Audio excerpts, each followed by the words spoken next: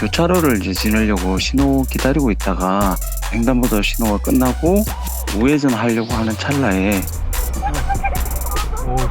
킥보드를 타고 오는 학생들이 있어가지고 처음에는 대학교 학생들인 줄 알았는데 교복을 입었더라고요. 안전 장비도 착용하지 않고 두 명이 또 타가지고 황당했던 기억이 납니다. 이동하기 위한 수단보다는 그냥 동네에서 하교하고 장난으로 타고 다니는 것 같습니다. 조카들이 그 또래 정도 되는데 요즘 킥보드 사고들이 워낙 많이 나니까 그냥 지나치기가 좀 그래가지고 경찰서에 신고를 했습니다. 그래서 경찰 쪽에서도 순찰을 돌고 조치를 하겠다고 답을 들었습니다.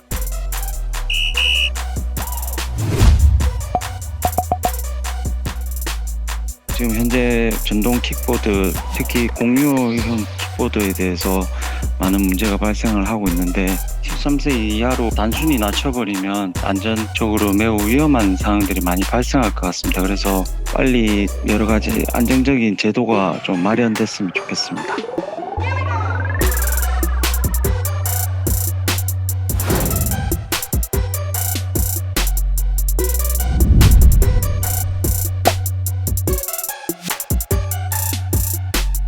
제가 난곡 사거리에서 서당 방면으로 가고 있었는데요. 오토바이나 이륜차는 버스 전용 차로로는 다니면 안 돼서 3차로 맨 끝 차선으로 옮겨서 나가는 중이었습니다. 갑자기 뒤에서 계속 클락션 울리고 쌍라이트도 계속 키면서 이제 쫓아오더라고요.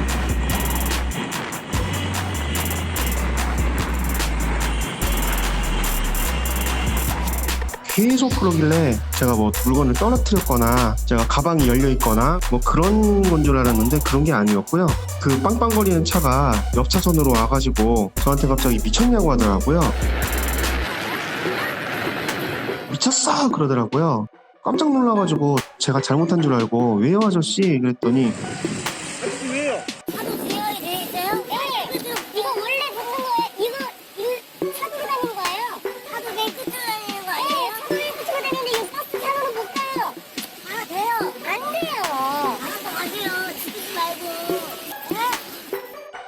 그분이 택배 기사분이셨거든요. 옷을 유니폼으로 입고 있으셨었는데 버스 전용 차로로 다니라고 왜 이쪽 차선으로 해가지고 다니냐고 버스 전용 차선으로 다녀야 되는 걸로 알고 있더라고요. 그 사람은 저희 카페에 글을 올렸었는데 버스 전용 차로로 다녀도 된다 안 된다 나뉘시는 분들이 많으셔가지고 그걸 좀 정확하게 알고 싶었고요. 이런 공공 채널에서 정확하게 선을 짚어주셨으면 하는 차원에서 제보를 하고 경찰서에도 신고를 하게 되었습니다. 영상을 보시면 제보자는 편도 4차로 일반 도로에서 3차로로 킥보드를 타고 주행 중입니다. 곧이어 뒤에서 오던 택배 차량이 4차로인 버스 전용 차로로 주행하라고 욕설을 했다고 합니다. 종전까지는 전동 킥보드는 도로교통법상 원동기 장치 자전거로 분류하고 있었습니다. 따라서 지정 차로제에 따라 원동기 장치 자전거는 4차선 일반 도로의 경우에 왼쪽 차로인 1, 2차로를 제외한 우측 차로인 3, 4차로로 주행해야 합니다. 결국 킥보드는 3차로 주행이 가능합니다. 따라서 상대 차주분이 잘못 알고 욕을 하신 거고 제보자 입장에서는 굉장히 억울한 상황이었다고 보여집니다.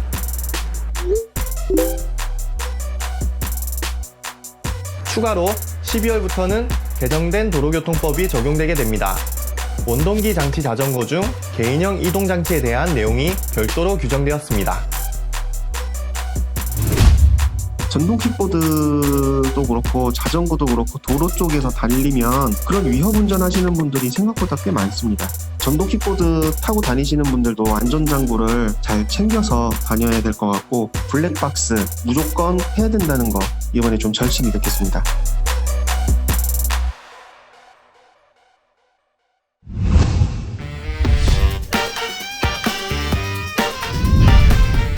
저희 도당교를 지나서 우회전해서 퇴근을 하는 길에 역주행 차량을 마주했거든요.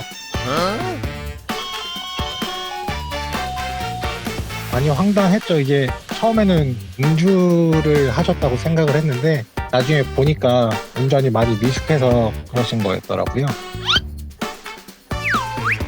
오른쪽에 좁은 길이 하나 있는데 나오셔서 우회전을 해서 저희랑 같은 방향으로 진행을 해야 되는데 그대로 직진으로 오신 것 같습니다. 엄청 당황하신 표정으로 가만히 서 계시더라고요. 40대 중후반 정도로 되는 아주머니셨고요. 운전이 많이 미숙하신 것 같아서 운전을 좀 배우시라는 의미에서 신고는 해드렸고 중앙선 침범 위반으로 범칙금 9만 원 부과됐습니다. 중앙분리대가 저희는 고무재질인지 몰랐는데 다시 이렇게 뿅 하고 올라오더라고요. 도로 위에는 참 별난 사람이 많다는 거를 다시 한번 깨달았습니다. 운전 연습 많이 하셔서 좋은 운전자가 됐으면 좋겠습니다.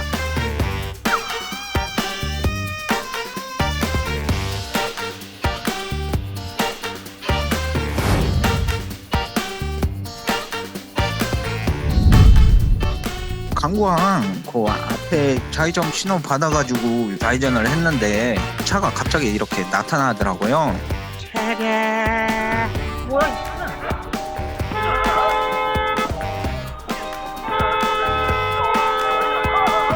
처음에는 제가 잘못 들어왔나 했는데 보니까 그 차가 이제 잘못 들어온 건데 그쪽 나오는 차들이 굉장히 많아가지고 빨리 가려고 이렇게 나온 것 같은데 이제 딱 마주친 것 같아요.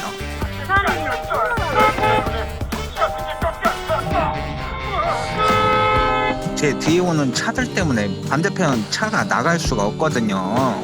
계속 들어오려고 해가지고 우선 빵빵거렸죠. 아니 뒤로 그냥 후진을 해야지 뭘 여기로 껴들 생각을 하고 있어. 아 나 진짜 답답하네. 또라이 아니야. 차가 뒤로 후진을 해가지고 빼야 될 상황인데 그냥 옆에 차선으로 들어가려고 막 계속 백미러만 보시더라고요. 지나가던 아주머니도 답답하셨는지 막 뒤로 빼라고 손짓을 하시더라고요. 기분이 조금 나쁜 것도 있었고요. 신고해가지고 그 경찰서에서 9만 원 과태료 부과를 했더라고요. 아무래도 중앙선은 꼭 지켜야 되지 않을까. 사고가 나면 큰 피해를 입잖아요. 혼자 빨리 가자고 이기적인 생각을 좀 버렸으면 좋겠습니다.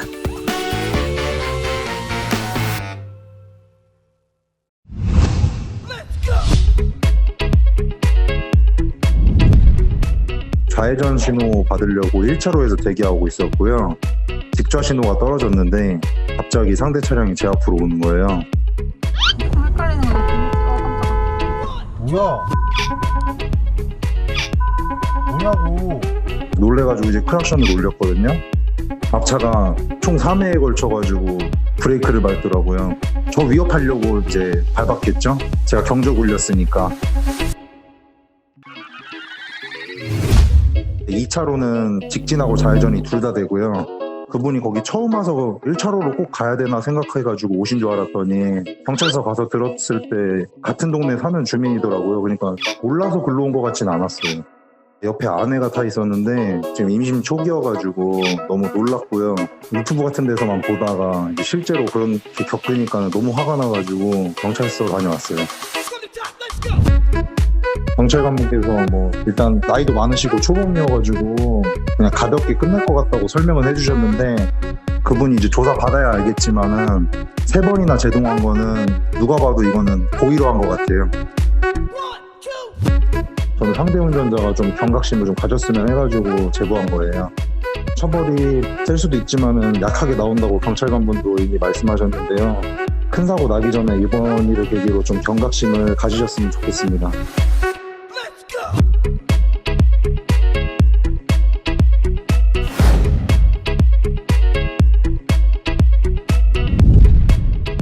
갑자기 삑하는 소리와 함께 연기가 막 제 차 쪽으로 이렇게 넘어오는 거예요. 뭐 하시는 거 이거? 사고가 났나 싶어서 해보니까 스타렉스 차량이 제 차랑 한 10cm 정도 남기고 가까스로 멈췄는데 도로에 그 유도선을 보니까 좀 이상하게 그려져 있더라고요. 이런 길이면 사고가 날 것 같다 싶었는데 아니나 다를까 뒤에서 갑자기 제네시스 차량이 그 실선에서 넘어와서 스테렉스 차량과 1차 충돌 후에 이제 제 차량 이제 충돌을 면하고 이렇게 가까스로 멈추게 된 사건이거든요. 제네시스 차량이 아마 자기 차선을 모르고 넘어가다가 사고가 나지 않았나 싶습니다. 제네시스 차량 운전자가 내리자마자 허리를 움켜쥐고 이렇게 들어오면 어떡하냐, 나 블랙박스가 있다, 아저씨가 잘못 들어온 거다 하면서 이제 약간 몰아붙이기식으로 그렇게 막 뭐라고 하더라고요. 아무래도 블랙박스가 있고 약간 나이가 드신 운전자다 보니까 적반하장식으로 그런 거 같습니다. 세상에 실수를 안 하는 사람은 없는데 본인이 잘못한 부분이 있다면 사과를 하고 본인 실수가 뭔지를 좀 깨닫고 다음부터 좀 조심을 했으면 좋겠습니다.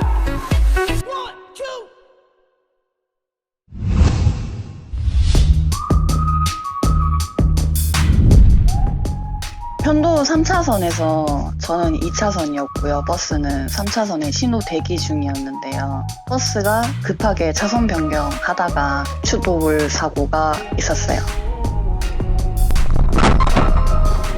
운전을 본인 마음대로만 하셔가지고 사고가 난 게 아닐까 싶어요. 신호 풀리고 옆에 보니까 3차선에 차가 있더라고요. 그때부터 이제 옆으로 밀고 들어오기 시작하는데 비키다가 결국에는 버스가 무작정 들어와서 받게 됐어요. 밀면은 제가 당연히 비켜줄 줄 알고는 그냥 무작정 들이댄 것 같아요.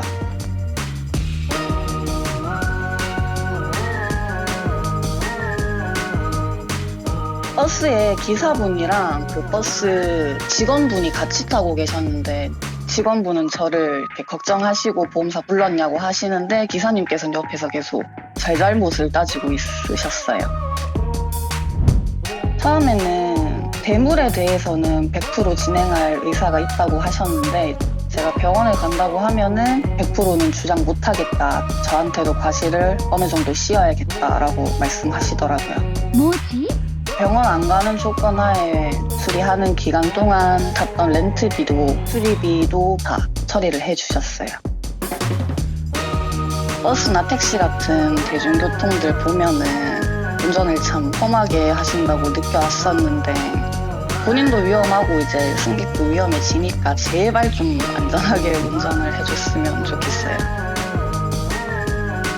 경찰하고 무시 안 하셨으면 좋겠어요.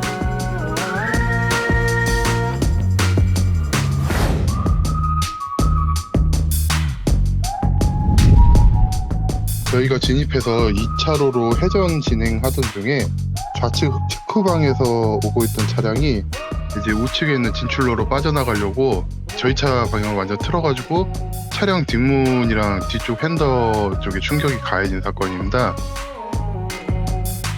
진출로 자체가 두 군데로 나가는 진출로가 거의 붙어있다시피 해가지고 평소에도 사고가 좀 잦은 유명한 곳이거든요. 아이가 충격한 2열 좌측에 앉고 있어가지고 크게 다치진 않았는데 가해 차량은 이제 60대 후반 아주머니셨는데 본인은 전혀 잘못이 없다는 듯이 아저씨 왜 그렇게 가요? 라고 큰 소리부터 나오더라고요. 지금 현재 저희 쪽 보험사에서는 부가시를 주장하고 있고 상대방 보험사에서는 8대2를 주장하고 있는 상황입니다. 회전교차로에서 100대 0이 나오는 경우가 많이 없다고 저희 보험사 담당자가 그러더라고요. 어떤 결과가 나올지 그게 좀 궁금하긴 해요. 손해보험협회 과실도표상 회전교차로에서는 진출을 위해 언제든지 진로 변경을 할 가능성이 높다는 점이 예견 가능하고 또한 같이 회전하고 있는 차량끼리 양보 의무가 가중된다고 보기 때문에 기본 과실을 제보 차량 40%로 정하고 있습니다. 반면 영상에서는 후미에서 갑자기 충격한 상대 차량이 보이지 않았기 때문에 진로 변경할 가능성 자체를 예견할 수 없었을 것이고 주의 의무도 위반한 것이 없으므로 이번 사고의 원인은 상대 차량에 있다고 판단됩니다. 따라서 제보자는 무과실까지 주장해 보셔도 될 것 같습니다. 흔히 이제 김 여사님 하는데 실제로 그렇게 운전하시는 분과 사고가 나 보니까 매우 당황스럽고 황당하기도 하고 사고는 진짜 안 나는 게 최고인 것 같아요. 가해자든 피해자든 상관없이 신경 쓸 것도 많고 스트레스도 많이 받고 상대방 반응에 따라서 많이 속상하더라고요.